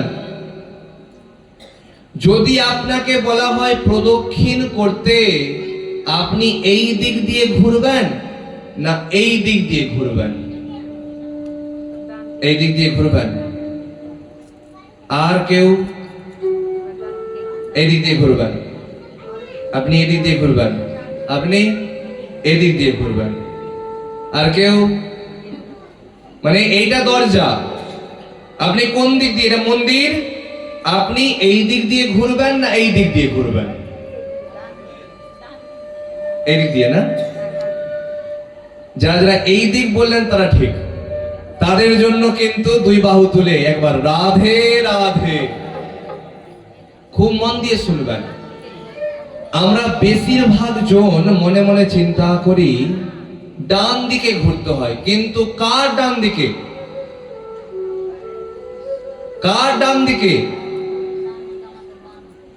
ভগবানের ডান দিকে। মানে আপনি যখন ঘুরবেন, ভগবান আপনার ডান দিকে থাকবে। কিন্তু আমরা ঘুরি কি? বেশিরভাগ জন কিন্তু এই দিক দিয়েই ঘুরে। লক্ষ্য করবেন, কালী মন্দির, শিব মন্দির ঘুরেছে কিভাবে? নিজের ডান দিকে। আর আমাদের ভগবান কোন কোন হাতে থাকছে? বাম হাতে থাকছে। কিন্তু না, আমাদেরকে কিন্তু ঘুরতে হবে যে কোনো মন্দির ভগবানকে ডান হাতে রেখে। আমরা বিয়ে বাড়িতে মারুয়া ঘুরি না? ওই মারুয়া ঘোরার সময় দেখবেন ভুল ঘুরি। জানেন ওই মারুয়ার মধ্যে, অর্থাৎ ওই যে ছায়া মণ্ডপ থাকে তার মধ্যে কার পুজো হয়? নারায়ণ দেবতার পুজো হয়। আমাদের ব্রাহ্মণদের মধ্যে নারায়ণ শিলা পর্যন্ত রাখা হয় সেই স্থানে। আর আমরা ঘুরি কিভাবে? না, ভগবানকে বাম হাতে রেখে। কিন্তু না, ঘুরতে হবে ডান হাতে রেখে। খুব মন দিয়ে শুনবেন, কিন্তু আপনি মনে মনে চিন্তা করবেন আমরা তো ভুলই তবে ঘুরে আসলাম। দেখুন, শিক্ষার শেষ নাই। কেউ কিন্তু নিজের মায়ের পেট থেকে শিখে আসে না, মা কেউ শিখে আসে না। আমরা কিন্তু এই জগতেই এসে শিখি। আমরা মনে মনে চিন্তা করি আমরা হয়তো ভুল করতাম, এখন ঠিকটা জানলাম, আমরা ঠিক করব। কোনো বিষয় না, কোনো ব্যাপার না। আমরা যে কোনো মন্দিরকে প্রদক্ষিণ করতে গেলে সেই মন্দিরকে ডান হাতে রেখেই প্রদক্ষিণ করতে হবে। এখানে রাধা গোবিন্দ মন্দির আছে। যদি রাধা গোবিন্দ মন্দিরকে প্রদক্ষিণ করতে হয় তবে কোন দিকে প্রদক্ষিণ করতে হবে? এই দিক দিয়ে না এই দিক দিয়ে? এই দিক দিয়েই প্রদক্ষিণ করতে হবে, কারণ ভগবানকে ডান হাতে রেখেই প্রদক্ষিণ করতে হয়। আচ্ছা, রাধা গোবিন্দ মন্দিরকে প্রদক্ষিণ করতে হলে কয়বার প্রদক্ষিণ করতে হবে?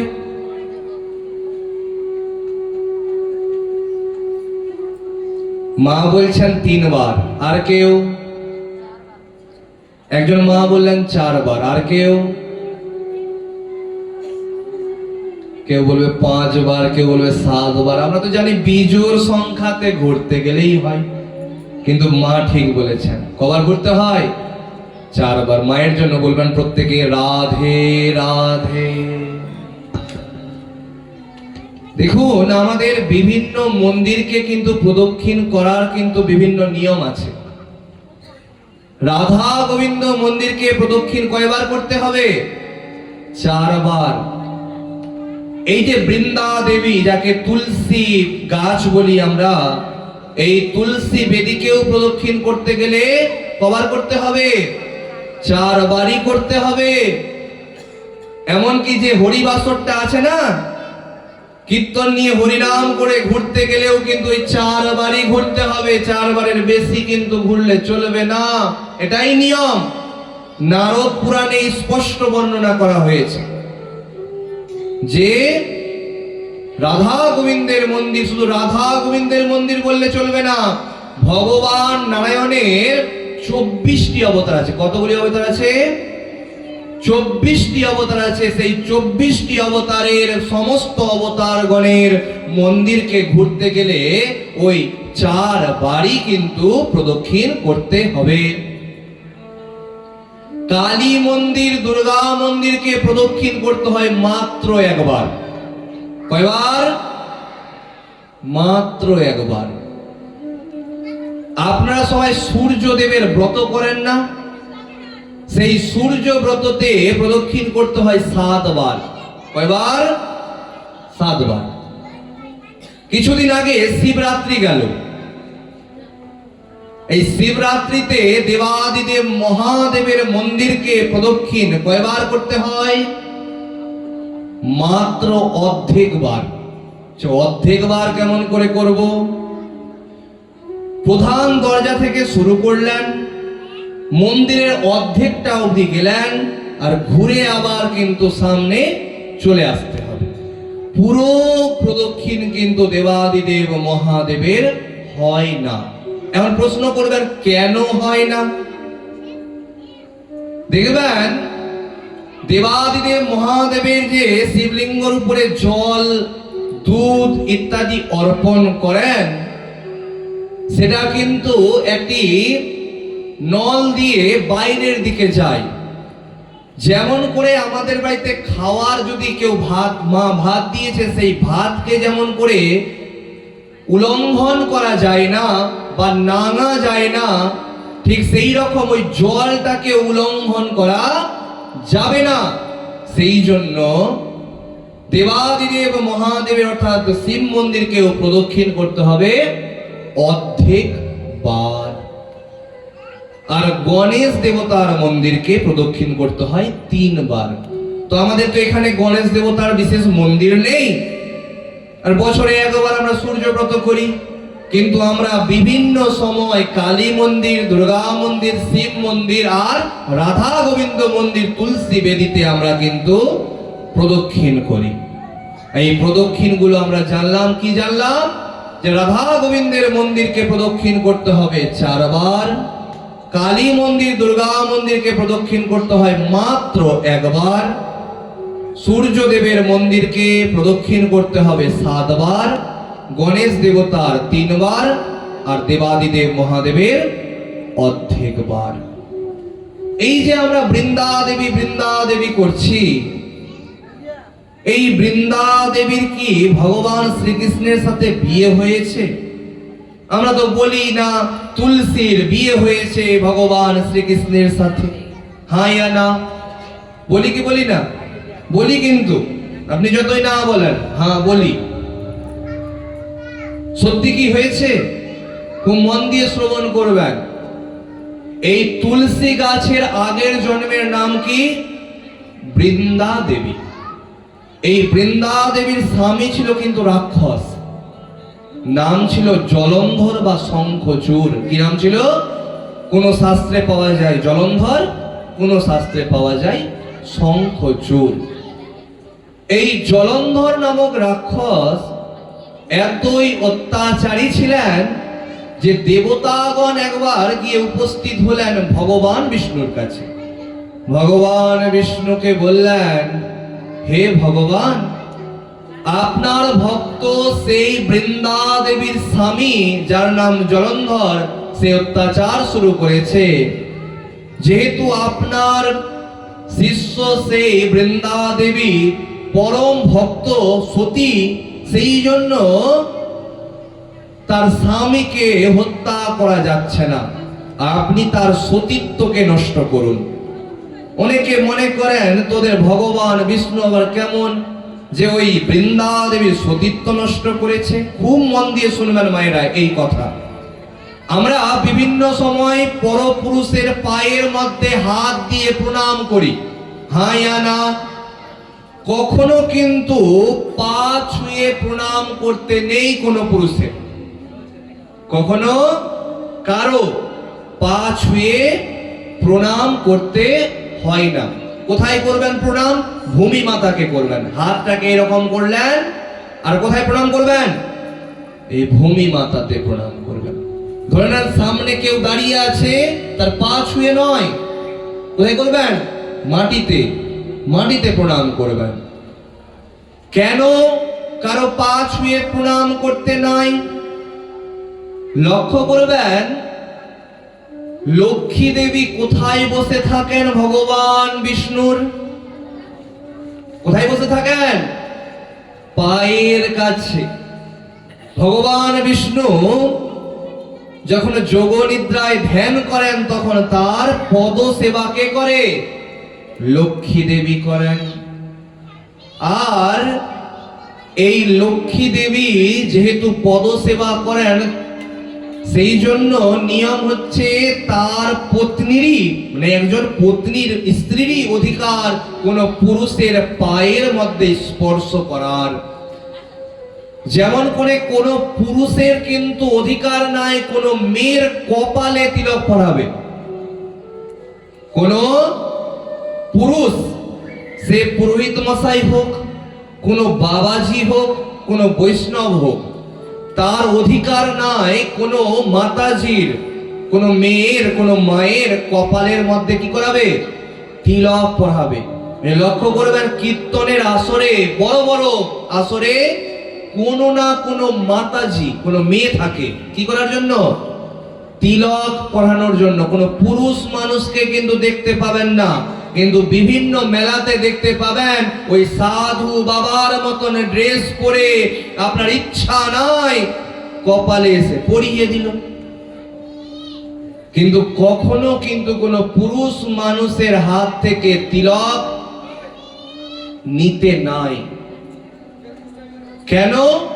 যে আমাদের সনাতন ধর্মে সিঁদুর দানের আগে কিন্তু চন্দন দান হয়। আপনাদের হয় কি হয় না জানি না, চন্দন দান হয়। কিন্তু এই চন্দন দান কে করায়? স্বামী করায়। যার সাথে বিয়ে হচ্ছে সেই স্বামী করায়। ওই নিয়ম হচ্ছে স্বামী একমাত্র তার স্ত্রীর কপালের মধ্যে চন্দনের তিলক পরাতে পারবে। এবার বলবেন কোন আঙ্গুল দিয়ে তিলক পরানো হয়? খুব মন দিয়ে শুনবেন। আমাদের 5টা আঙ্গুল আছে না? এইটা আঙ্গুলের নাম হচ্ছে অঙ্গুষ্ঠ আঙ্গুল, যার নাম হচ্ছে বৃদ্ধা আঙ্গুল। এই আঙ্গুল দিয়ে তিলক পরাবে কে? না, কোনো মা তার সন্তানকে যখন তিলক পরাবে তখন তিলক পরাবে কোন আঙ্গুল দিয়ে?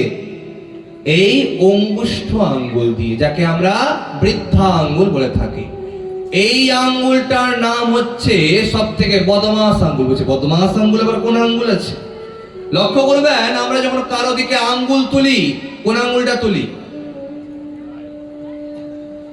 দেখবেন আমরা বন্দুকের মতন আঙ্গুল তুলি। এই তুই চুপ কর। কোন আঙ্গুলটা তুলি? যে তুই আঙ্গুল নামিয়ে কথা বল, এই লেগে গেল ঝগড়া, মারপিট। এই আঙ্গুলটা হচ্ছে বদমাস আঙ্গুল। এই আঙ্গুল দিয়ে কোনো মেয়েকে, কোনো মাকে সিঁদুরও পর্যন্ত পড়তে নাই। এইটা আঙ্গুল দিয়ে কোনো জীবিত ব্যক্তিকে কখনো তিলক এই আঙ্গুল দিয়ে পরাতে নাই। পুজোতে ফুল দেওয়ার সময় এই আঙ্গুল ব্যবহার করে ফুল দিতে নাই। যজ্ঞতে যখন আপনারা আহুতি দিবেন এই আঙ্গুল দিয়ে কিন্তু দিতে হয় না, এই 3টা আঙ্গুল দিয়ে কিন্তু দিতে হয়। তবে এই আঙ্গুলটার কাজ কি? কেটে ফেলে দেবো? তবে না, কেটে ফেলতে হবে না।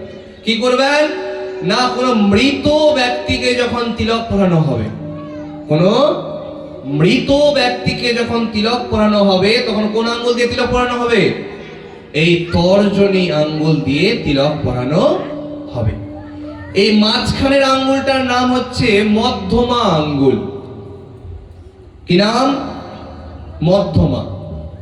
নিজের কপালে যখন নিজে তিলক পরবেন তখন কোন আঙ্গুল দিয়ে পড়তে হবে? এই মধ্যমা আঙ্গুল দিয়ে পড়তে হবে। অনেকে পিছন থেকে ঘুমিয়ে গেছে, মনে মনে চিন্তা করছে একটা ভজনও হচ্ছে না, কি বক বক বক বক শুনবো, ভাল লাগছে না আর শুনতে। খুব মন দিয়ে শুনবেন, একদিনের পাঠে যদি শুধু ভজন হয় তবে কিছু কিন্তু বুঝতে পারবেন না। কারণ একটা দিন পাঠ খুব সীমিত সময়, আর তার মধ্যে শুধু যদি ভজন নেই হতে থাকে তবে কিন্তু কিছুই পাঠের বুঝতে পারবেন না। ওই জন্য আমি আগেই ক্ষমা চেয়ে নিচ্ছি। নাচার গান অনেক হবে পরে, অবশ্যই আনন্দ করবেন, কিন্তু পাঠের সময় মন দিয়ে পাঠটা অবশ্যই শ্রবণ করুন। প্রেম সে বলিয়ে রাধে রাধে। তো এই আঙ্গুলটার নাম হচ্ছে মধ্যমা আঙ্গুল। মধ্যমা আঙ্গুল দিয়ে তিলক পড়তে হবে নিজের কপালে। শুধু নিজে যখন তিলক পড়বেন তখন পড়তে হবে কোন আঙ্গুলে? এই মধ্যমা আঙ্গুলে। এই আঙ্গুলটার নাম হচ্ছে অনামিকা আঙ্গুল। সব থেকে শুভ আঙ্গুল কিন্তু এটা। দেখবেন বিয়ে বাড়িতে আংটিও পরানো হয় কোন আঙ্গুলে? এই অনামিকা আঙ্গুলে। ওই জন্য নাম হচ্ছে রিং ফিঙ্গার। ইংরেজরা নামও দিয়ে দিয়েছে। রিং মানে আংটি আর ফিঙ্গার মানে আঙ্গুল।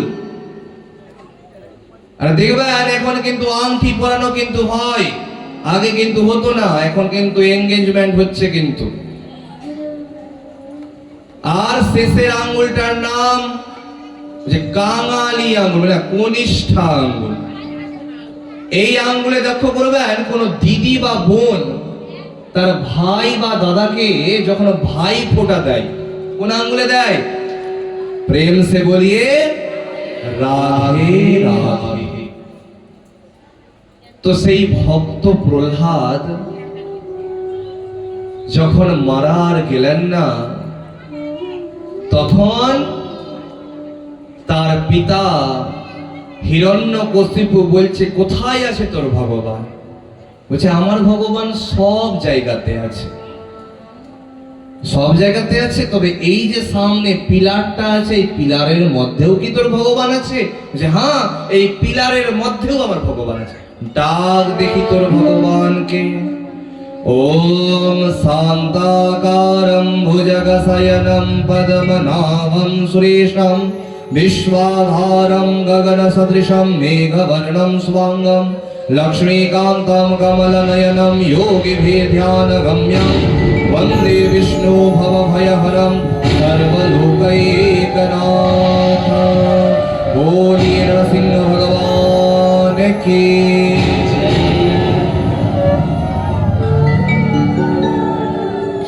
সেই স্তম্ভ ফেটে বের হলেন নরসিংহ ভগবান, যার মুখ ছিল সিংহের মতন আর দেহ ছিল মানুষের মতন। হিরণ্যকশিপুকে টানতে টানতে নিয়ে গেলেন দরজার চৌকাঠের মধ্যে। ওই জন্য দরজার চৌকাঠে কিন্তু বসতে হয় না, কিন্তু লক্ষ্য করবেন বিকাল বেলাতে বেশিরভাগ মায়েরা নিজের বাড়ির চৌকাঠে বসে অন্যের নামে নিন্দা চর্চা করে। একটু বিকাল বেলাটা ঘুরবেন, বাড়ি বাড়ি ঘুরবেন, দেখবেন যে যার বাড়ি সে কোথায় বসে আছে? নিজের বাড়ির ওই মেন প্রধান চৌকাঠের মধ্যে। আমাদের চৌকাঠ নাই, দরজার মাঝখানটা। দরজার মাঝখানে কিন্তু কখনো বসতে নাই। আমরা দরজার কিন্তু পুজো করি। লক্ষ্য করবেন কারো বাড়িতে যখন গৃহ প্রবেশ হয়, প্রধান দরজার বাইরে কি করি? কলার গাছ লাগাই বা দিই, ঘট বসাই। বাড়িতে বিয়ে হতে গেলে কি করি? নান্দি মুখ করি। আমরা দরজার মধ্যে চিত্তি কৌরি ইত্যাদি, লাল শালুক টালুক ইত্যাদি দিয়ে কি করি? পুজো করি। করি করি না? হ্যাঁ না? দরজার কিন্তু পুজো করি আমরা। তো সেই দরজার মাঝখানে নিয়ে গেলেন, নিজের উরুর উপরে বসালেন। তাকে? ওই হিরণ্যকশিপুকে। হিরণ্যকশিপু হাসছে। তখন বলছে যে তুই হাসছিস, তুই আগে ভাব কি জন্য হাসছিস, কি কি তোর আশীর্বাদ আছে। যে আমাকে মারতে কেউ পারবে না। যে তুই আগে বল কি কি ব্যাপার। না আমি দিনে মরবো, না আমি রাত্রে মরবো। দেখ এখন কোন সময়। এখন সময় হচ্ছে গোধূলির সময়। গোধূলি মানে সন্ধ্যার আগের সময়, যে সময়টাতে কোনো গরু যখন নিয়ে আসা হয় তখন গরুর পা থেকে ধুলা বের হয়, নাম হচ্ছে গোধূলি। আর কি আশীর্বাদ? না ঘরের ভেতরে মরবো, না ঘরের বাইরে মরবো। দেখ এটা হচ্ছে চৌকাঠ, না ভিতরে না বাইরে। এমন কি না স্বর্গে মরবো, না পাতালে মরবো। দেখ আমার উরুর উপরে। না কোনো পুরুষের দ্বারা মরবো, না পশুর দ্বারা মরবো। দেখ, আমার মাথা হচ্ছে পশুর সিংহের মতন, আর দেহ হচ্ছে কার মতন? মানুষের মতন। না কোনো অস্ত্রে মরবো, না কোনো শস্ত্রে মরবো। দেখ আমার নখগুলো দেখ, আমি আমার নখ দিয়ে তোকে মেরে ফেলবো। এমনকি কোনো মাসের মধ্যে মারতে পারবেন না। এইবার তো হলো বড় ব্যাপার, মাসের মধ্যে মারতে পারবেন না। তবে কোন মাসে মারবো? নাম হচ্ছে মল মাস। যে মাসকে কোনো দেবতা নিতে চায়নি, কোনো দেবতার পুজো হয় না। সামনে জ্যৈষ্ঠ মাস যে আসছে, সেই জ্যৈষ্ঠ মাস কিন্তু মল মাস। বৈশাখ মাসের পরে যে জ্যৈষ্ঠ মাস আসছে, দেখবেন সেই মাসে কিন্তু কারো বাড়িতে বিয়ে হবে না। সেই মাসে কিন্তু কারো বাড়িতে গৃহ প্রবেশ হবে না। ভগবান বললেন এই মাসকে আমি নিব, নাম হবে পুরুষোত্তম মাস। কি নাম হবে? পুরুষোত্তম মাস। সেই মাসে নরসিংহ ভগবান এসেছিলেন এবং নিজের উরুর উপরে বসিয়ে কি করেছিলেন? সেই হিরণ্যকশিপুকে বুক চিরে উদ্ধার করেছিলেন। বলিয়ে নরসিংহ ভগবান কি, প্রেম সে বলিয়ে বাঁকে বিহারি লাল কি, প্রেম সে বলিয়ে রাধে রাধে। আপনারা একটি ভজন শ্রবণ করুন, তারপরে আমরা কথাকে সামনের দিকে এগিয়ে নিয়ে যাব। राधे राधे गोविंद राधे, राधे राधे राधे गोविंद राधे, राधे राधे राधे गोविंद राधे, गोपाल राधे, गोविंद राधे, गोपाल राधे, राधे राधे राधे गोविंद राधे, राधे राधे राधे।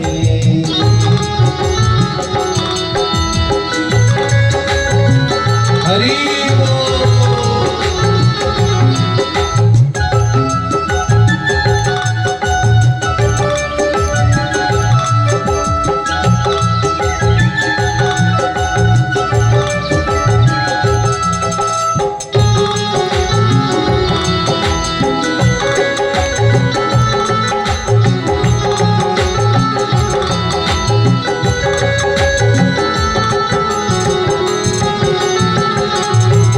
मैं तुझको सावन पुकारूं, सौ घर घर में पधराऊं।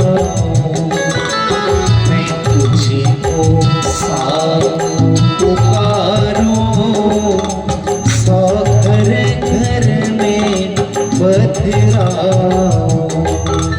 नैनों से स्वागत गाऊं, नैनों से स्वागत गाऊं।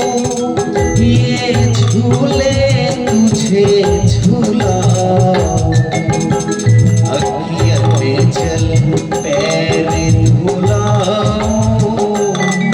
सौ घर घर में पधराऊं। राधे राधे राधे गोविंद राधे, राधे राधे राधे गोविंद राधे, गोपाल राधे, गोविंद राधे, गोपाल राधे, राधे राधे राधे गोविंद राधे, राधे राधे राधे। बोलिए राधा रानी सरकार की।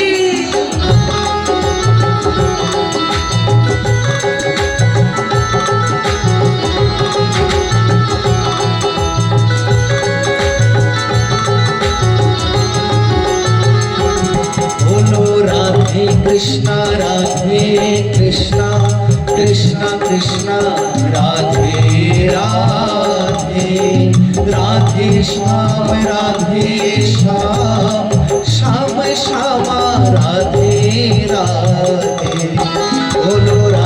कृष्ण राधे कृष्ण कृष्ण कृष्ण राधे राधे राधे श्याम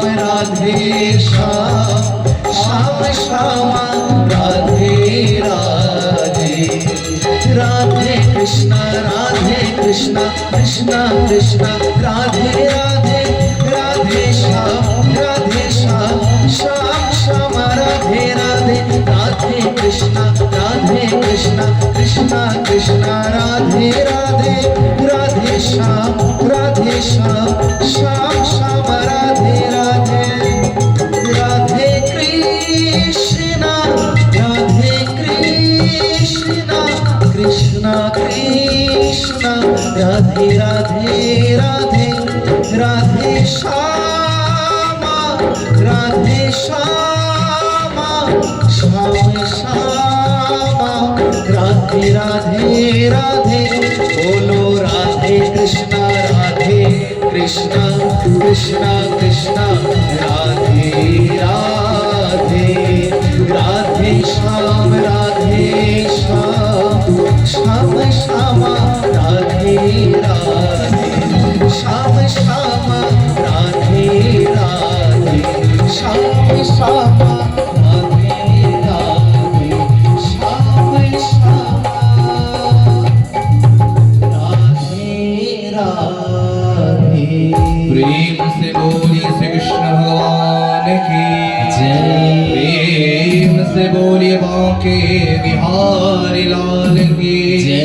प्रेम से बोलिए राधे राधे। শ্রী রাধে খুব মন দিয়ে শ্রবণ করুন। শ্রী রাধে। তো সেই জলন্ধর কি হলো না, জলন্ধর তো বলেছে যে এতটাই অত্যাচার শুরু করেছে সেই বৃন্দা দেবীর স্বামী জলন্ধর যে দেবতাগণ গিয়ে ভগবান বিষ্ণুর কাছে গেছেন। ভগবান বিষ্ণু মনে মনে চিন্তা করলেন যে আমি আমার ভক্তেরই গিয়ে সতীত্ব নষ্ট করব। আর সতীত্ব নষ্ট কেমন করে হবে জানেন? কেমন করে? তিনি জলন্ধরের বেশ ধারণ করলেন, অর্থাৎ রূপ ধারণ করলেন, আর গেলেন কোথায়? ওই বৃন্দা দেবীর কাছে। এবার পত্নী কি করেছেন না, স্বামীর পদ সেবা শুরু করেছেন, পা চিপতে শুরু করেছেন। বললাম না যে কোন পুরুষ মানুষের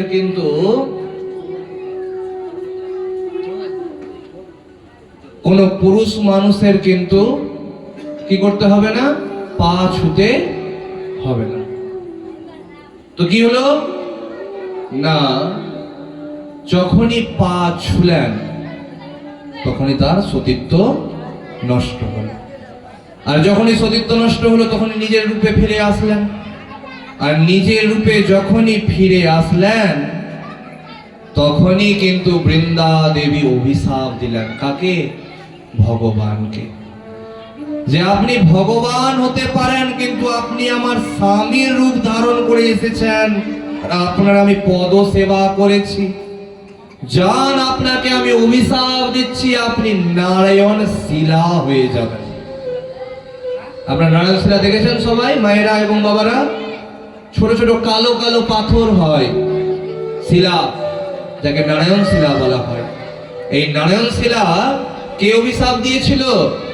এই বৃন্দা দেবী অভিশাপ দিয়েছিল ভগবানকে। তখন ভগবান হেসে বললেন তার ভক্তকে, রে বৃন্দা, তুই তো আমাকে অভিশাপ দিলি, কিন্তু তোকে আমি আশীর্বাদ দিব। তুই এর পরের জন্মে তুলসী গাছ রূপে জন্মগ্রহণ করবি, আর তোর পাতা যখন আমার নারায়ণ শিলাতে পড়বে, আমার চরণের মধ্যে পড়বে, কোন প্রসাদের মধ্যে পড়বে। অনেকে বলেন বিভিন্ন মন্দিরে গিয়ে একটু ভোগ দেন তো, কিন্তু আমরা কিন্তু কেউ ভোগ খাই না। বলে না যে ভোগ খাবো, ভোগ দেন, বলে কিন্তু অনেকে।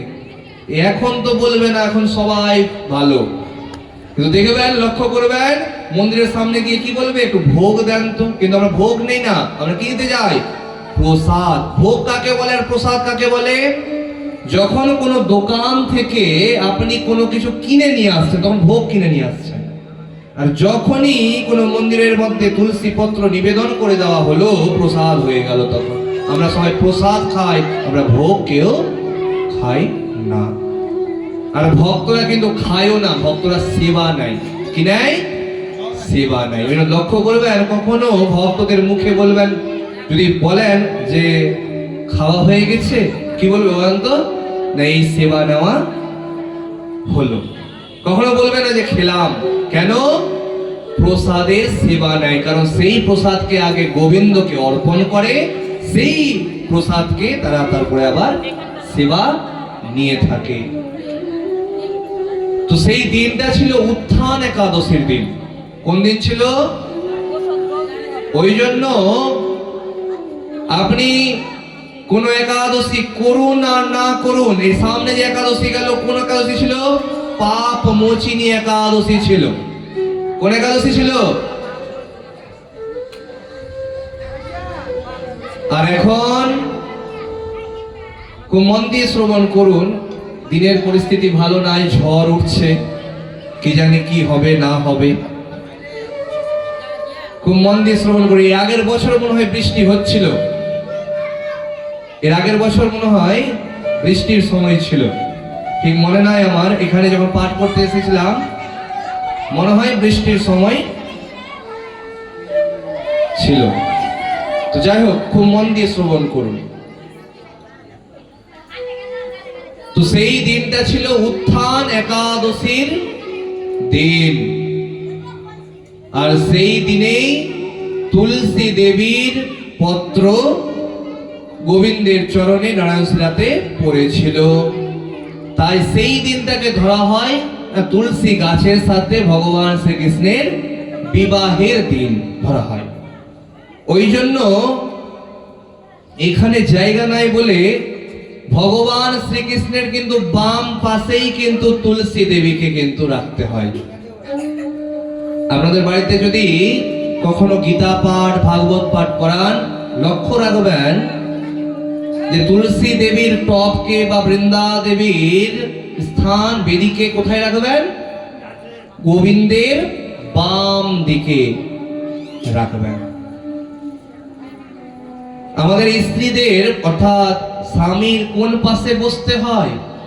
বাম পাশে বসতে হয়। কিন্তু যখন যজ্ঞ হয়, হাবান হয়, হোম হয়, তখন কিন্তু আবার বসতে হয় ডান দিকে। আপনার বাড়িতে হয়তো ধরে নেন কোনো পুজো হচ্ছে, তখন বসতে হবে কোন দিকে? না, বাম দিকে। আর যদি যজ্ঞ হয় তখন ডান দিকে কিন্তু বসতে হয়। অন্যদিকে ভক্ত সাবারি তো ভগবানের আশা দেখতে দেখতে তার চরণ দেখতে পেয়েছে। যেখান থেকে বললাম আগে আমাদের চরণ দেখতে হয় ভগবানের, এবং সেখান থেকেই জানলাম আরতি করার নিয়ম। মনে আছে না ভুলে গেলেন? খুব মন দিয়ে শ্রবণ করুন, না তো ভাববেন যে ওইখান থেকে ছুটে গেলাম তো কোথায় গেলাম এখন। তো ভগবান এবং তার ভ্রাতা লক্ষণজিকে আশ্রমে নিয়ে এসেছেন। কে? ভক্ত সাবারি। বসিয়েছেন কোথায়? না, আশ্রমের মধ্যে দুটি আসনের মধ্যে বসিয়েছেন। এই ভক্ত সাবারি প্রতিদিন স্নান করে আগে নিজের আশ্রমের পাশে যেগুলো লাগানো গাছের ফুল ছিল সেই ফুলগুলো চয়ন করতেন। লক্ষ্য করবেন, অনেক মায়েরা ভোর বেলাতে যায়, কার বাগানের সামনে ফুল আছে, টেনে টেনে যদি না হাত পৌঁছায় তো লাঠি দিয়ে টেনে টেনে ফুলগুলোকে চুরি করবে আর নিয়ে চলে যাবে। হরি বল।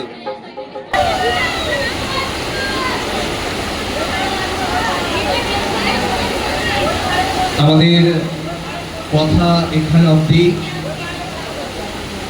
এখন তো নৃত্য হওয়ার ব্যাপার ছিল,